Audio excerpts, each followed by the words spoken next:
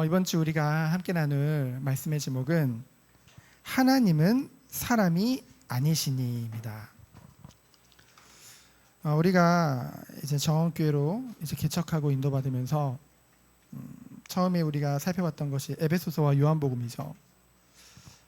이제 성경 중심으로 말씀을 나누면서 특별히 요한복음을 통해서 예수님이 우리를 얼마나 사랑하시는지 그거는 이전부터 깨달았었는데 그 예수님을 향한 우리의 사랑과 하나님을 향한 사랑이 너무나도 커졌던 그런 시간이었습니다. 예수님께서 우리에게 베풀어 주신 그 사랑과 그 은혜, 그 겸손과 희생, 섬김, 그것이 우리 마음에 담기는 시간이었죠. 그러면서 이제는 구약을 통해서 창세기부터 쭉 이제 살펴보는데요. 이제 창세기에 나오는 아브라함, 이삭, 야곱의 모습을 통해서 하나님이 우리 또한 연약함을 발견케 하시고 우리 또한 죄악됨을 발견케 하시고 그에 반해 완전한 길로 끝까지 포기하지 아니하시고 주님의 뜻을, 주님의 언약을 이루시는 그 하나님의 신실하심을 정말 확인하게 되어졌습니다. 그러면서 출애굽기, 레위기, 민수기를 통해서 무엇을 깨닫게 하십니까? 우리 아버지, 우리 하나님, 그 하나님이 어떤 분이신지를 더 깊이 알게 하시죠. 그러면서 저 또한 발견하는 것이 있습니다. 나의 믿음 없음과 아직 그리스도 안에서 장성하지 못한 그 철이 없음을 발견하게 되어지죠. 하나님을 그렇기 때문에 알아가는 것이요 얼마나 기쁘고 즐거운지 모르겠습니다. 행복하죠. 그래서 말씀을 나누는 것이 참 기쁘고 힘이 되어져요. 지난 우리가 22장을 통해서 이제 거짓 선지자 발람에 대해서 봤죠. 그 발람은 하나님의 분명한 뜻을 직접 들었습니다. 하나님 뭐라고 말씀하셨어요? 너는 그들과 가지도 말고 이스라엘을 저주하지도 말아라. 이스라엘은 나의 백성이다. 내가 반드시 복주기를 원하는 나의 백성이다. 하나님이 분명히 말씀하셨죠. 근데요, 그 하나님께 그 말씀을 직접 듣고도 발람은 어떻게 했습니까? 어떻게 해서든지 그 발락이 약속한 그 많은 재물과 높은 자리, 그 욕심을 내려놓지 못했어요. 그래서 어떻게 했습니까? 어떻게 해서든지 하나님의 뜻을 바꿔서 자신의 이익에 맞게 저주의 말을 얻어내려고 시도하게 되어집니다. 이는 마치 무엇을 볼 수 있나요? 우리나라에 아주 퍼져 있는 그런 무속신앙이죠. 무당들이 흔히 자기들이 섬기는 신을 재문과 재물로 구슬려서 자신들이 원하는 복을 이제 받으려는 그런 행위를 하게 되어지잖아요. 발람이 결국 그러한 주술적인 행위를 한 이유는 무엇입니까? 바로 하나님을 그 주술신앙의 대상인 자신들의 하나로 간주했던 것이죠. 얼마나 악합니까? 하나님 보실 때. 이는 우주의 창조자시요 절대 주권자이신 여호와 하나님, 그 유일하신 하나님을 그 잡신의 우두머리요 시체인 사단 또는 그의 졸개인 귀신들과 혼동한 것이죠. 완전히 격화시킨 그런 악한 행동이었던 것입니다. 그래서 우리는 오늘 말씀을 나누는 가운데 무엇을 알기 원합니까?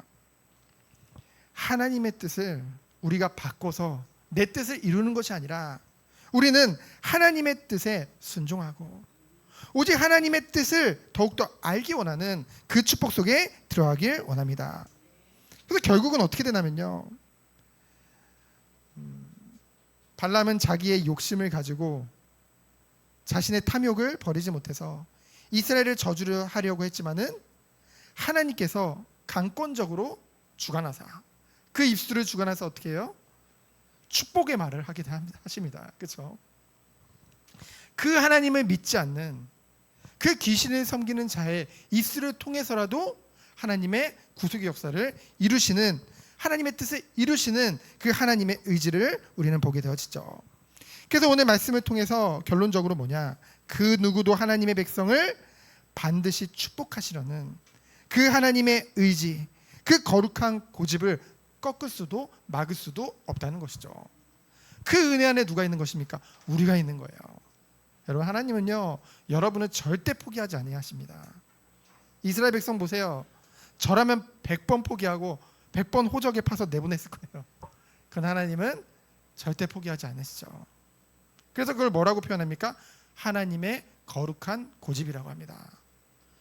영원하시고 불변하시고 신실하신 하나님께서 우리를 택하시고 사랑하셨어요. 지금도 우리들을 인도하시는 줄 믿습니다. 첫 번째로 뭡니까? 발람의 첫 번째 저주 시도죠. 1절로 12절에 나옵니다. 여러분, 이 1절부터 12절 말씀을 통해서 우리가 다시 한번, 지금도 우리가 예배를 드리고 있잖아요. 그 예배의 목적에 대해서 다시 한번 생각하는 시간 되어지길 원합니다. 22장 41절 마지막에 보면은 바알의 산당에 이제 올라갔다고 했죠. 발락과 발람 그 무리들이요. 그곳은 어떤 곳이냐면요, 물론 바알 신을 섬기는 산당이죠. 그러면서도 이스라엘 무리가 전체가 다 보여지는 그런 탁 트인 곳이었어요. 그 위로 이제 이 땅들이 올라가게 되어진 것입니다.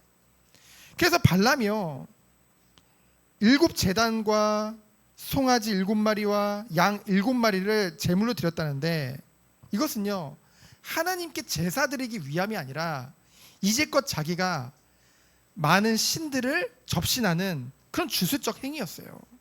그게 발람만에. 그래서 자신 특유의 술법대로 이 일을 행했다는 것은 뭐예요? 아까도 말씀드렸듯이 여호와 하나님 역시 여러 귀신들 중에 하나로 생각했던 것이죠. 우상들 중에 하나로 생각했던 것이죠. 그래서 여호와를 불러내는 방법으로 이것을 사용했던 거예요. 여러분, 우리가 하나님 앞에 제사를 드리는, 예배를 드리는 목적이 무엇입니까? 여러분 보셨잖아요. 아브라함, 이삭, 야곱이 단을 쌓고, 어느 때 단을 쌓았나요? 하나님의 뜻을 알기 위해. 맞잖아요. 하나님의 뜻을 알기 위해 단을 쌓았지, 하나님 내 뜻 이루어 주세요, 그래서 단을 쌓고 빌었던 게 아니거든요.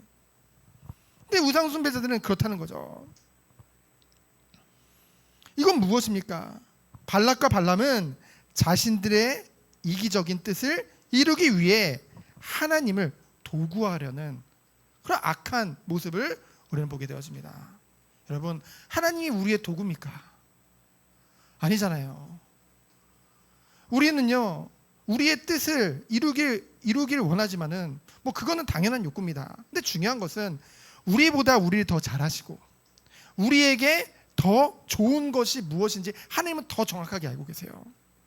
그러니 우리는 예배를 통해, 말씀을 통해 무엇을 놓고 기도해야 될까요? 하나님의 뜻을 알고자 기도해야겠죠. 그것이 하나님의 계획인 것입니다. 그래서 4절로 6절에 보면은 절대 주관자인 하나님께서, 4절에 보니까 뭐래요? 하나님이 발람에게 임하셔서 말씀하게 되어지죠. 그때 이에 발람이 뭐라고 합니까? 자신의 주술 때문에 하나님이 임하신 줄 알고 자신이 은근히 공로를 자랑하죠. 하지만 하나님께서는 발람의 그런 사술에 의해서 호출된 것이 아니라 발락과 발람의 그 악한 행위, 무슨 행위요? 하나님의 백성인 이스라엘 백성을 저주하려는 그 악한 행위를 제지시키고자 스스로 자발적 의지로 그 발람의 입술을 통해서 뜻을 나타내신 것이죠. 그래서 발람 뜻대로 안 됐잖아요. 저주하고 싶었는데 저주가 안 된다니까요. 그 이후의 장면을 보면요. 그래서 5절에 보면 뭡니까? 발람의 입에 말씀을 주사. 이것은요, 착각하면 안 돼요. 발람이 성령의 감화를 받았나 보다. 그게 아닙니다. 아무리 뛰어난 그 시대에 무속인이요, 복술가라 할지라도 하나님 앞에서는 무력한 존재라는 거죠. 그걸 보여주신 거예요. 하나님께서는 무에서 유를 창조하시듯이 악을 선으로 변화시키는 능력의 하나님인 줄 믿습니다. 아무리 발락과 발람이 그 하나님의 백성을 저주하려고 해도요, 저주할 수가 없어요. 왜요? 하나님이 막으시는데요. 그래서 결국은 뭡니까? 7절로 12절을 보면은 도리어 이스라엘 백성을 저주하기는커녕 축복하는 발람이죠. 7절에 보니까 뭐래요?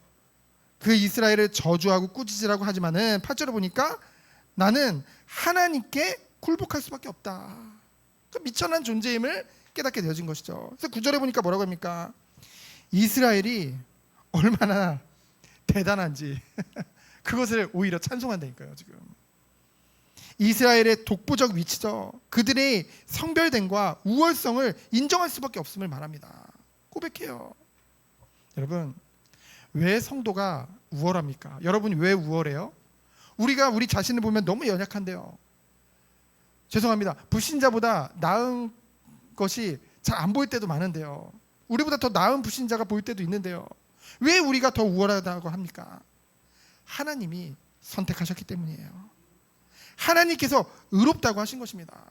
하나님이 구별하셨기 때문이에요. 하나님이 우리들을 죄 가운데 죄인된 우리들을 그리스도의 공로로 말미암아 의롭다 하시고 우리를 높여주신 것입니다.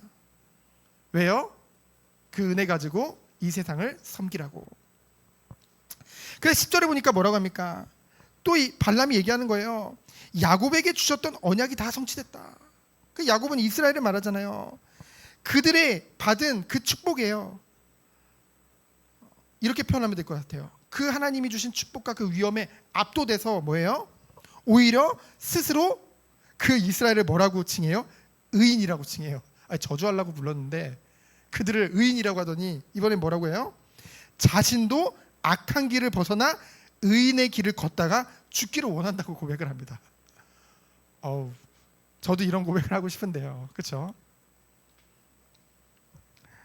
오늘날 우리의 믿는 성도님들의 믿음과 온전함으로 위엄과 당당함을 갖고 세상을 살아야 될 줄 믿습니다. 여러분, 우리 연약해도 상관없어요. 우리는 부족합니다.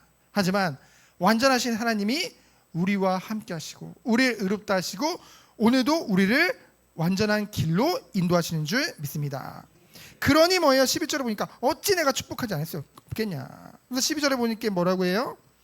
결국은 이 모든 것이 하나님께 순종한다는 믿음의 고백이 아니라 이후에 계속 발람이 저주를 계속 시도하거든요.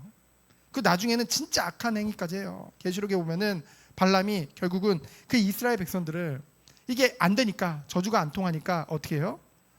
그 성적으로 그 육신적으로 타락하게 만들죠. 많은 이방 여인들과 이제 그렇게 성적 타락의 길을 걸어서 결국은 그 더럽히게 만듭니다. 그런 악한 행동을 하거든요. 결국은 뭐냐면요, 12절의 말은 하나님께 순종함으로 내가 이렇게 할 수밖에 없다가 아니라 본인도 지금 답답한 거예요. 본인의 마음은 빨리 저주하고 그 발락이 약속한 거 다 갖고 싶은데 자꾸만 그 입술을 통해서 뭐가 나가니까요? 하나님의 뜻과 그 축복이 자꾸 나가니까요. 두 번째입니다. 발람의 두 번째 예언 시도죠. 저주 시도입니다. 13절로 26절이죠. 이것을 통해서 우리는 무엇을 알 수 있냐면요, 하나님의 성품에 대해서 알 수 있죠. 발람이 이스라엘을 저주할 거라고 기대를 했죠. 근데 기대와는 달리 자꾸만 이스라엘을 축복하니 어땠을까요? 마음이 처음에는 당황했습니다. 지금 당황했어요. 그래서 이번에는 뭐예요? 비스가 꼭대기로 인도해서 똑같은 수법으로 이스라엘을 저주하도록 시도합니다. 이 비스가 꼭대기가 뭐냐면요, 발락이 그렇게 생각할 거예요. 발락 왕이, 야, 얘가 왜 이스라엘을 축복했을까? 저주를 안 하고. 인간적인 생각이죠. 아까도 말씀드렸듯이 그 바알의 산당은 산 꼭대기거든요.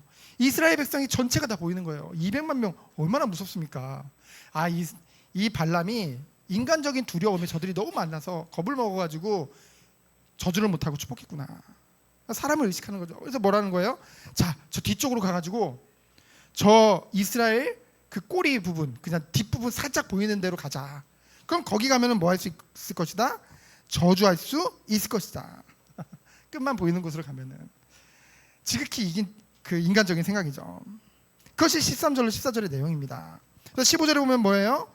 발람은 앞서 하나님의 말씀을 주신 게 자신의 사실 때문이라고 생각했던 것 같아요. 그래서 뭐라고요? 기다리라고 하고 다시 시도하죠. 얼마나 어리석습니까? 그래서 16절에 보니까 여호와께서 발람에게 임하사. 발람은요, 발락의 그 사악한 일에 계속 동참하게 되어집니다. 우리는 이 장면을 통해서 무엇을 알 수 있나요? 악의 무리들이 아무리 많고 그들의 관계가 아무리 뛰어날지라도 결코 그들은 하나님의 섭리와 은총을 가로막지 못한다는 것이죠. 하나님은 오히려 그들의 생각을, 그들의 행위를 오히려 축복으로 바꾸셔서 하나님의 뜻을 이루시는 하나님이라니까요. 여러분이 살다 보면은 믿는 자이기 때문에 예수님을 믿는다는 이유로 고난과 핍박을 당할 수 있습니다. 억울한 일 당할 수 있습니다. 하지만 그것 때문에 우리가 결코 망하지 않아요. 제가 당당히 말씀드릴게요. 결코 손해보지 않습니다. 세상적으로는 손해볼 수도 있어요.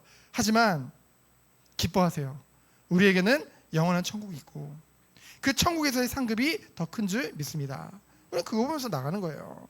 왜냐하면 예수님이 말씀하셨잖아요. 너희가 나로 인해서 고난을 받으면 오히려 영광 돌려라. 왜요? 하늘에서 너희의 상급이 큼이라. 우리는 그 말씀을 믿고 나가는 거잖아요. 그래서 뭡니까? 돌아가서 이렇게 말하라고 하나님 말씀하시죠. 그래서 두 번째 예언이 나옵니다. 18절로 24절을 보면은 역시나 축복이에요. 18절에 보면 뭐라고 했습니까? 오늘 읽었죠. 발락이여 일어나 들을지어다. 십볼의 아들이여 내게 자세히 들으라. 여기서 일어나라는 말은 이렇게 기립하라는 게 아니에요. 왜냐하면 이미 발락과 그의 고관들은 서 있었거든요.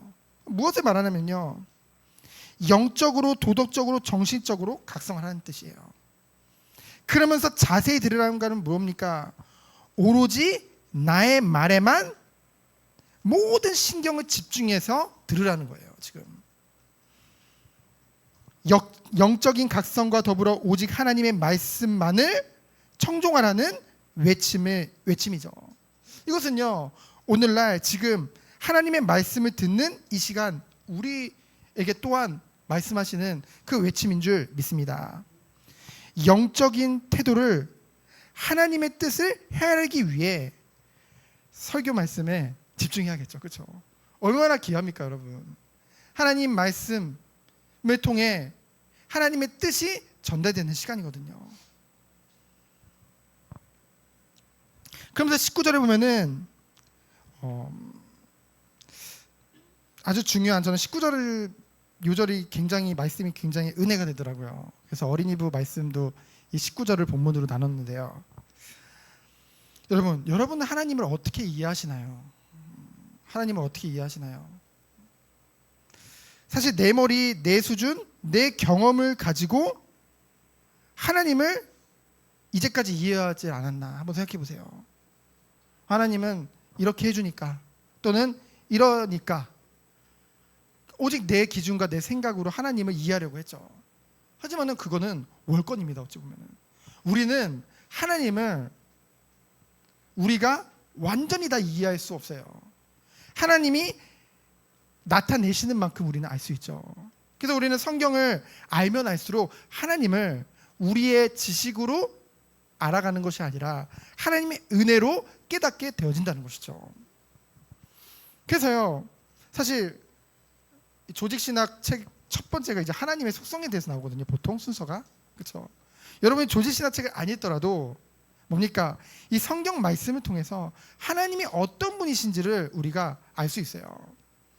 뭐예요? 19절에 보니까 하나님은 사람이 아니시니 거짓말을 안 하신대요. 그리고 또 뭐랍니까? 인생이 아니시니 후회가 아니라는 거죠. 후회가 없다는 것이죠. 여러분, 우리는 인간이기 때문에 때로는 속이기도 하고 거짓말도 하잖아요. 여러분, 사람이 믿을만 합니까? 사람이 안 변합니까? 사람들이 변해요. 자신의 유익에 따라 변합니다. 친구였다가도 그 유익에 따라서 원수가 될 수 있는 것이 사람이라는 그런 속성이에요. 사람이 가진 속성. 그러나 하나님은 그런 하나님이 아니시라는 거죠. 그러면서 뭐라고 합니까? 어찌 그 말씀하신 바를 행하지 않으시며 하신 말씀을 실행하지 않으시리야. 이건 무슨 말입니까? 절대로 거짓말을 하시는 하나님이 아니라는 거죠. 이것을 통해서 우리는 무엇을 알 수 있어요? 하나님의 첫 번째 속성, 하나님은 불변하시는 하나님인 줄 믿습니다. 그러면서 뭐예요? 신실한 하나님이시란 거죠. 그래서 하나님은요, 우리 인간들처럼 자기의 편의나 이익의 여부에 따라 변하지 않고 끝까지 이루심으로 그분의 약속을 지키시는 신실하신 하나님인 줄 믿습니다. 그래서 하나님께서는 발람의 입을 통해서 이 발락의 그 음모가 얼마나 헛된 것인가를 일깨워주고 계신 것이죠. 그래서 20절에 보면 뭐라고 합니까? 결코 인간의 의지로는요, 하나님의 의지를 꺾을 수 없다는 것을 보여주죠. 21절에 보면 어떻게 축복합니까? 그 야곱은 이스라엘 민족을 말하죠.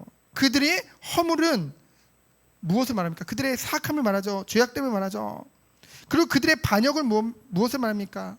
패역함입니다. 그 죄의 비참성이죠. 그럼에도 불구하고 그걸 뭐래요? 하나님은 보지 아니하시며. 이거는요, 하나님이 묵인하신다는 것이 아닙니다. 죄악됨을 뭐 한다는 거예요? 용서하신다는 거예요. 여러분은 하나님의 택함을 받은 하나님의 백성인 줄 믿습니다. 우리가 아무리 나는 믿음이 부족하고 나는 이런 것 같고 저런 것 같고 생각할지 모르지만은 하나님은요, 그러한 모습임에도 불구하고 우리를 어떻게 하는 거예요? 용서하시고 사랑하시는 하나님이라는 거죠.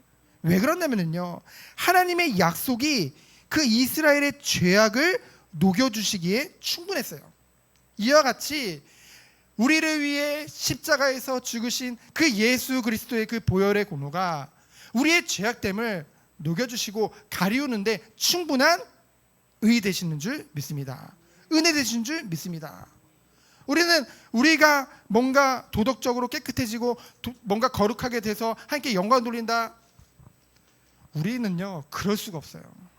우리는 오로지 예수 그리스도의 보혈에 의지하는 것인 줄 믿습니다. 그것을 말하는 것이죠. 그래서 뭐라고 말합니까? 그렇기 때문에 우리는요, 책망할 어떤 이유도 우리에게 발견할 수 없다. 왜요? 그리스도의 그 보혈이 우리를 안고 막고 계시기 때문에 그 축복 안에 있다는 것이죠. 그래서 하나님께서 그들과 함께 계시니 왕을 부르는 소리가 라고 했습니다. 왕을 부르는 소리가 그들 중에 있다고 했죠. 이 왕을 부르는 소리는 이제 뭐냐면요, 이제 히브리어로 테루아트인데요, 이 뜻은 뭐냐면은 군중들의 기쁨의 환호성을 말합니다. 이것은요 어디서 나온 말이냐면요, 여러분 뭐 루아라는 이름 많이 들어봤죠? 그 루아라는 뜻에서 나왔는데요, 이 루아라는 뜻이 뭡니까? 즐거운 마음에서 외치는 소리라는 거예요. 누구 앞에? 하나님 앞에 즐거운 마음으로 외치는 소리가 바로 루아라는 단어인데 거기서 파송된 단어거든요. 이건 뭐를 말합니까? 이 이스라엘 백성들이 우리를 인도하시고 우리를 택하셔서 지금까지 보살펴 주시고 축복하시는 그 유일하신 그 하나님을 즐거워하고 기뻐해서 환호성으로 외치는 소리를 말합니다. 그러한 이스라엘을 지금 말하는 것이죠. 그러면서 뭐라고 말해요? 22절에 보니까 그는 힘이 센 들소와 같다. 출애굽 당시에는 그 지중해 그 지역에 들소들이 많았거든요. 그 들소들과 같이 뭡니까? 하나님께서는 이스라엘 백성과 함께 하시며 인도하시는데요, 아무런 거침없이 들판을 달리는 용맹스러운 들소와 같이 하나님께서 그와 같이 강하고 두려운 존재임을 노래하고 있는 것이죠. 발람이 지금 노래하고 있는 거예요. 그러면서 중요한 건 뭡니까? 인도하여가요 완료형이 아니라 현재 분사형입니다. 이는 뭐예요? 하나님께서 지금도 인도하고 계시며 앞으로도 변함없이 인도하실 것을 지금 노래하는 거죠. 누가요? 발람이요. 누구 앞에서요? 지금 발락 앞에서요. 저주하라고 돈 주고 저주하라고 지금 장소까지 다 만들어주는 그 발락 앞에서 지금 뭐예요? 앞으로도 영원히 하나님이 함께 하실 것이고 드스와 같이 지금 앞으로 너희 모든 민족들 다 정복하게 될 것이다. 그거를 지금 말하고 있는 거예요. 굉장히 발락 입장에서는 당황스럽겠죠. 그래서 23절에 보니까 무엇을 고백합니까? 그 어떤 점술로도 복수로도 하나님께서 행하시는, 구체적으로 하나님께서 하나님의 백성에게 하시는 일을 막을 수도 없고 방해할 수도 없음을 지금 고백하고 있죠.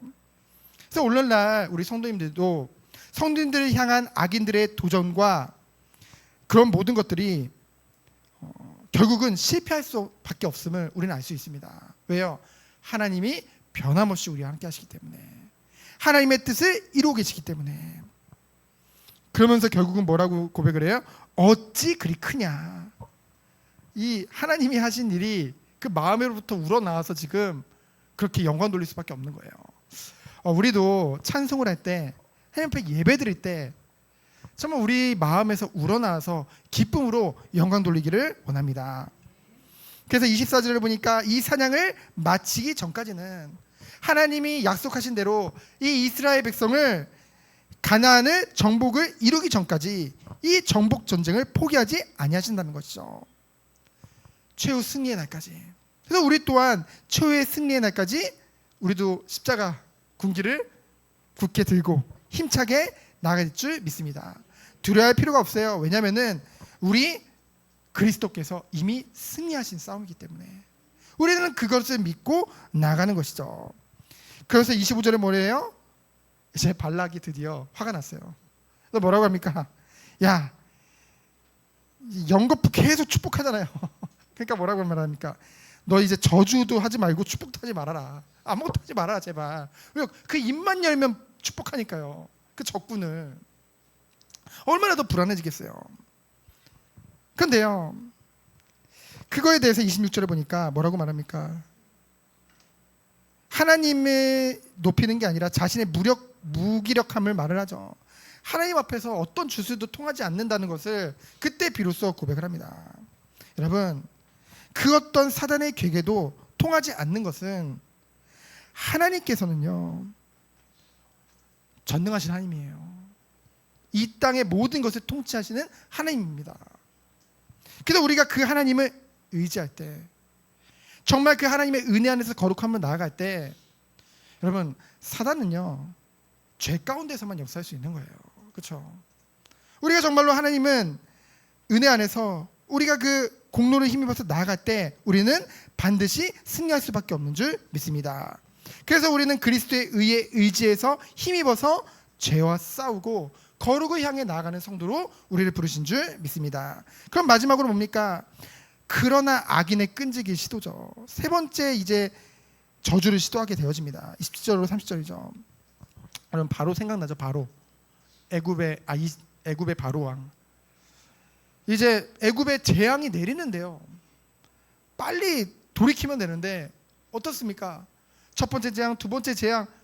솔직히 그 재앙 내릴 때마다 애굽은 망하는 거거든요. 근데 어떻게 합니까? 끝까지 그 마음이 완악해져요. 하나님이 완악하게 만드셨죠. 그래서 결국은 어떻게 됩니까? 재앙 가운데서도 회개치 않고 그 결과는 뭐예요? 완전히 망하게 되어지죠. 여러분, 이제까지 이러한 모든 과정을 발락이 보고도 발락 또한 또 시도를 하게 되어집니다. 완악함을 우리는 볼 수 있죠. 그래서 그를 다른 곳으로 인도했다고 했어요. 27절을 보면은 혹시 장소가 문제가 아닐까? 진짜 무당 같죠. 장소를 이거 장소를 우리가 바꾸면 하나님이 기뻐하지 않으실까? 이렇게 지금 말하는 거예요. 그러잖아요. 뭔가 후손들이 잘 안 되면은 몇 자리를 잘못했나? 그리고 하느님마다 안 되면 이사 방향을 잘못 잡았나? 그런 수준이라는 거죠 지금 발락이. 완전히 하나님을 중요한 건 뭐예요? 잡신의 수준으로 보는 그 어리석음을 지금 우리는 볼 수 있는 것이죠. 그래서 어떻게 합니까? 다시 시도하는 발람이에요. 단을 쌓고 재물을 준비합니다. 이거는요 하나님께 드리기 위함이 아니에요. 하나님께 마음을 드리는 감사의 예물이 아니라는 거죠. 뭡니까? 자신들의 아주 악한 이 사악한 그 목적을 이루기 위해 바치는 예물입니까? 뇌물입니까? 여러분, 무당들이 재물을 바쳐요? 뇌물을 바쳐요? 뇌물이죠, 뇌물. 이건 뇌물입니다. 하나님의 뜻조차 뇌물로서 바꿀 수 있다는 아주 타락한 종교적인 생각이죠. 샤머니즘적인 생각이죠. 여러분, 하나님 앞에 드리는 참된 제사, 참된 예물은 재물뿐만 아니라 우리 모든 계획과 마음까지도 하나님께 드리는 것인 줄 믿습니다. 우리는 예배를 통해서 우리의 시간, 우리의 예물, 그런 거 다 드리죠. 우리의 육신. 근데 가장 중요한 건 뭐예요? 우리의 모든 계획과 마음까지도 다 하나님께 드리는 시간이에요. 그것이 참된 예배인 줄 믿습니다. 그래서 다음 장을 우리가 다음 주에 보면은요, 여호와를 통해서 접신해가지고 신탁해가지고 저주하려니까 안 되잖아요. 그러니까 어떻게 하냐면요, 이제는 자기가 직접 그거 안 하고요, 하나님께 이렇게 말씀 받지 않고요, 자기가 직접 이 저주를 하려고 시도를 합니다. 한번. 근데 뭐 여러분, 결과는 안 봐도 아시겠죠? 하나님이 그거 놔두시겠습니까? 또 발람은 어떻게 할까요? 이스라엘을 축복하죠. 근데 그냥 축복하는 정도가 아니라 더 분명하고 아주 강하게 축복하는 그 예언을 하게 되어집니다. 지성이면 감천이다. 이것이 어찌 보면은 샤머니즘의 한계죠. 근데 중요한 거는요, 우리는요, 하나님 앞에 정성을 다해서 하나님 앞에 예배를 드리는 것은 좋은 거죠. 너무나 감사한 거죠. 근데 우리가 그러한 목적이 뭐냐는 거예요. 우리가 진짜 우리 마음과 중심을 다해서 하나님께 예배를 드리는 것이 우리의 목적을 이루기 위함입니까? 아니면 하나님을 사랑하고 하나님께 영광 돌리기 원함입니까? 그래서 우리가 정말 알고 깨닫는 시간 되어지기 축원드립니다. 우리는요, 우리의 한 가지 소원은 이거밖에 없어요. 그리스도 안에서 발견되려 함이니. 하나님의 완전하신 은혜 안에서, 그리스도 안에서 우리를 발견하면 우리는요, 예배가 달라져요. 우리는요, 말씀을 듣는 자세가 달라질 수밖에 없습니다. 우리는요, 하나님 앞에 설 때 하나님 앞에 서는 그 모든 매일매일 시간이 달라진다는 것이죠. 우리가 새벽 예배를 왜 첫 시간 예배로 바꿨습니까? 이제 새벽 5시에 올라가거든요. 이번 주 내내 새벽 5시에 올라갔는데, 처음에는 6시에 올리려다가 5시에 올린 이유는, 만약에 6시에 올렸는데 5시나 4시에 일어나신 분들한테 첫 시간이 아니잖아요. 그러면. 그래가지고 제가 더 일찍 올리고 싶은데 우선 5시에 올렸습니다. 그럼 여러분이 정말 첫 시간을 좀 하나님 앞에 서는 거예요. 우리가 첫 시간을 예배로 주님께 영광 돌리며 시작하는 것입니다. 우리의 모든 시간이 예배겠죠. 하지만 첫 시간 그 드리는 예배, 얼마나 하나님이 귀하게 보시겠습니까? 그래서 결론은 무엇입니까? 하나님은 어떤 하나님이에요? 불변하신 하나님인 줄 믿습니다. 신실하신 하나님이에요. 자기 백성을 향한 그 하나님의 마음, 그 사랑 뭡니까? 하나님이 이스라엘 백성을 복주기를 원하셨죠. 끝까지 동일하다는 거죠. 하나님은 하나님의 백성을, 우리를 축복하시기 원하십니다. 이것은요, 그 누구도 막을 수도 말릴 수도 없는 하나님의 거룩한 고집입니다. 이 안에 우리가 있는 거예요.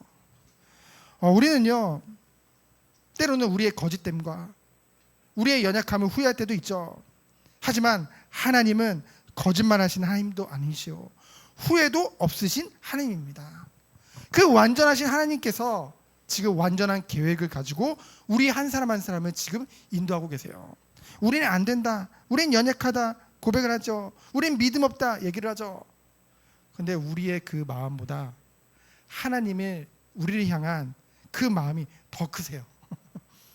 그리고 우리의 그 연약한, 그 약한 의지력보다 하나님의 의지는 완전합니다.